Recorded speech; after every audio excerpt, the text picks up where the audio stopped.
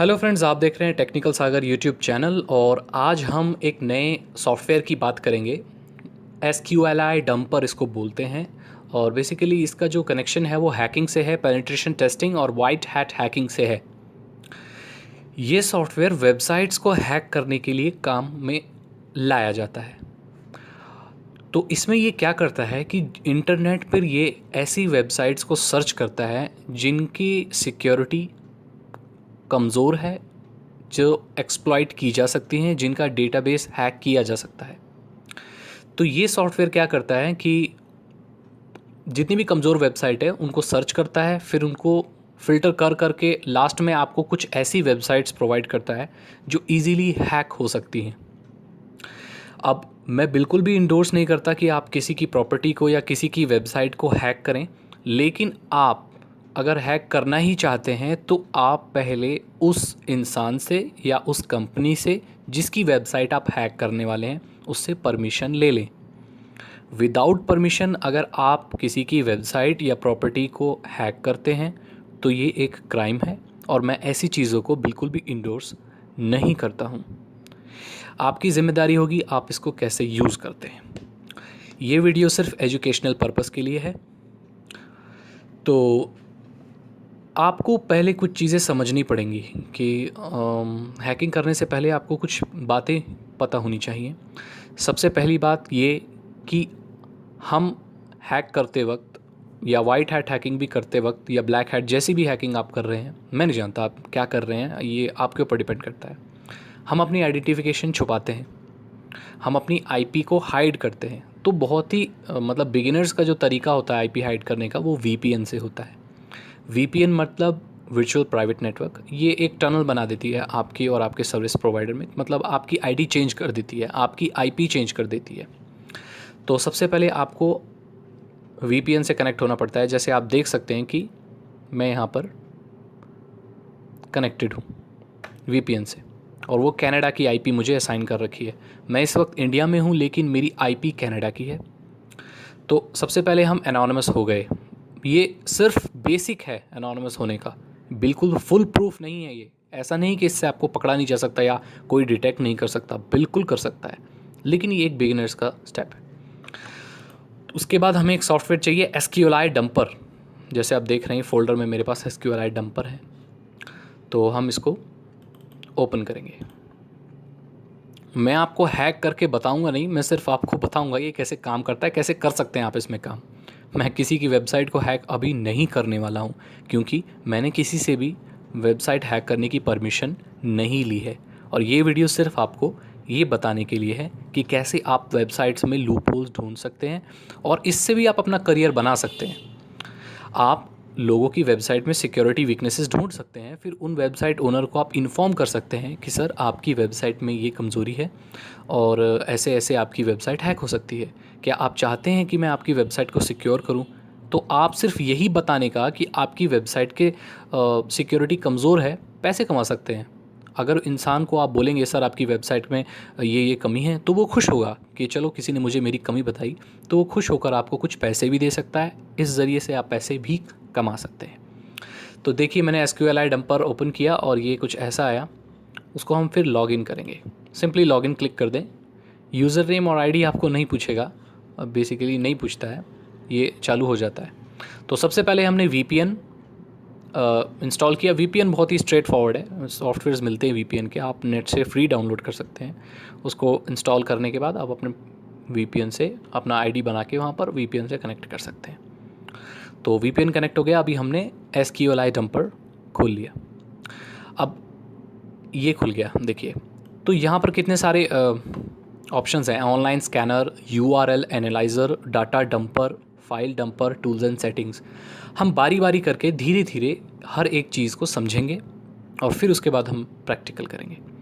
तो online scanner जो ये होता है, ये सबसे पहला स्टेप होता है। इसमें क्या किया जाता है, इंटरनेट पर देखिए यहाँ सर्च इंजन्स के नाम है Google, Bing, Yahoo, AOL, Yandex, Ask, Wow. तो ये जितने भी सर्च इंजन्स हैं, ये सॉफ्टवेयर इन सर्च इंजन्स में ऐसी वेबसाइट को सर्च करता है जिनमें लूप होल्स हैं और जो हैक हो सकते हैं, पॉसिबिलिटी है हैक होने की। लेकिन इसको भी कुछ कमांड चाहिए होती है, इसको भी कुछ वैल्यूज़ चाहिए होती हैं सॉफ्टवेयर को काम करने के लिए। जैसे मान लीजिए एक वेबसाइट है google.com/show-item.php, हर एक यूआरएल का एक्सटेंशन होता है। जैसे आप यहीं देख लें, roblox.com रिपटाइड आइटम आईडी इतना इतना, ये जो आइटम आईडी इतना इतना ये स्ट्रिंग है, तो ये डेटाबेस से कनेक्टेड होती है। तो अगर कोई लूप होल या कोई कमज़ोरी किसी वेबसाइट में निकाली जाती है, वो इन्हीं एक्सटेंशन और इन्हीं स्ट्रिंग से निकाली जाती है।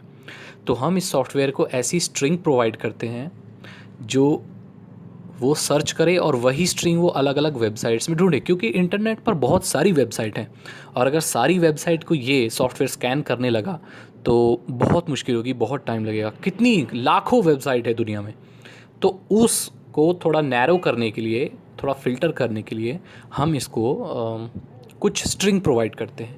तो उन्हीं स्ट्रिंग को डॉर्क्स कहा जाता है, DORKS, डॉर्क्स।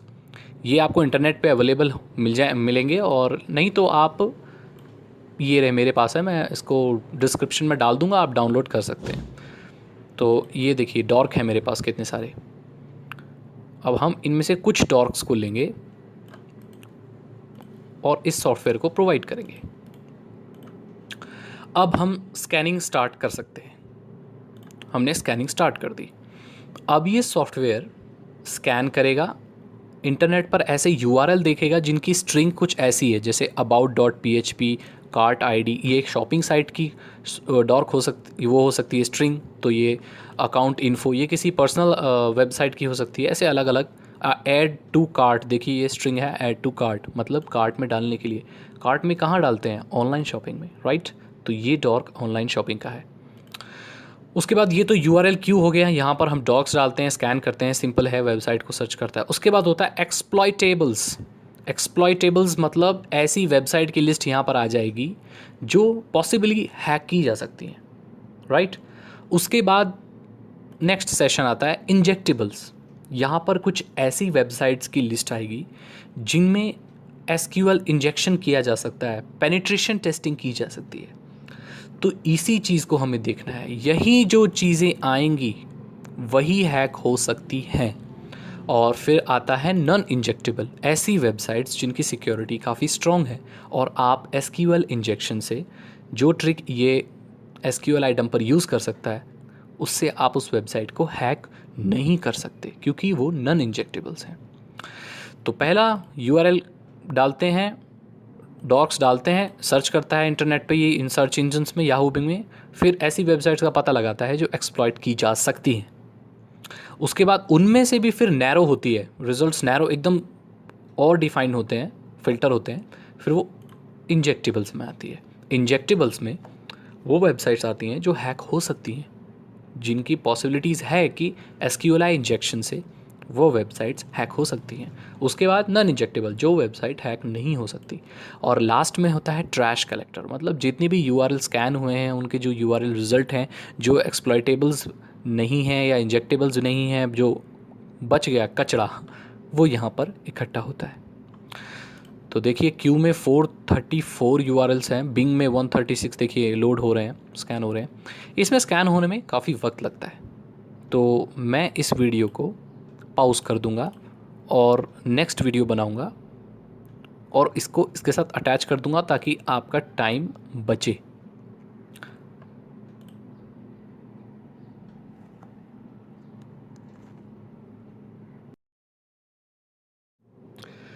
हमने इस SQLi डंपर को कुछ देर तक छोड़ दिया था ताकि वो यूआरएल स्कैन कर सके और जो कमज़ोर वेबसाइट हैं जिनकी सिक्योरिटी वीक है वो ढूंढ सके ये सॉफ्टवेयर।